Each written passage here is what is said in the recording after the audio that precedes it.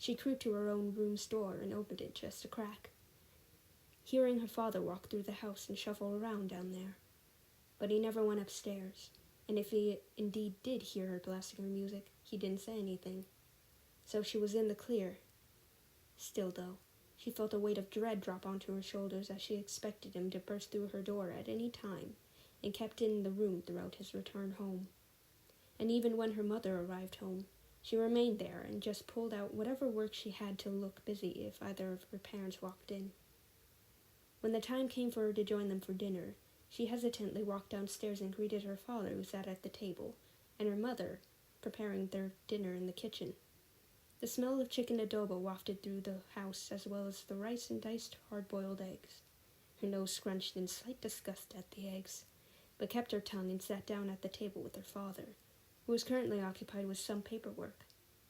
Her mother brought the dishes to the table and placed it in front of each of them, and even brought a pitcher of water to the table as well.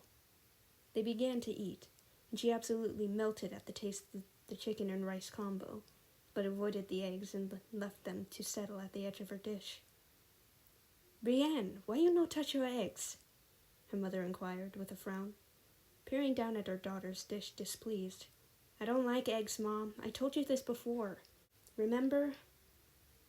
She answered immediately, putting her fork down when addressing her mother. "And I told you before it helps your health. I eat enough vegetables and fruit for that already. And for the last time, I hate eggs. I got sick from it." "Probably from a bad batch, then," her father commented haphazardly, occupied with the paperwork in front of him. Her mother shot a glare at him, which he saw and paused what he was doing. "You were young, Brienne. It's been several years already. You must get over your silly fear."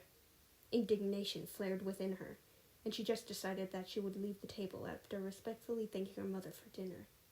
It didn't stop her, and she ascended the stairs and closed her room's door behind her. She decided to go to bed early and just got prepared for it. But just as she was going to get under her covers after turning her light off, she felt the impulse to look out of her room's window. She creeped to her blinds, nearly tripping a couple times due to the lack of visibility, and finally pressed one blind slightly out of the way to view the dark street before her. There was really nothing of interest to note. All seemed relatively normal. There was a faint passing mist in the neighborhood, revealed in the numerous lampposts in the street. Just as she was going to return to her bed, movement was caught in her peripheral, and she gazed in its general direction. She saw a small form of an animal bounding up from the street and onto a property across it. From its appearance, it looked like a black cat, with a longish fluffy tail and erect ears. And even stranger, it seemed as though its underpaws glinted each time it was exposed to the lamplight, and she slightly worried that it might have been wounded.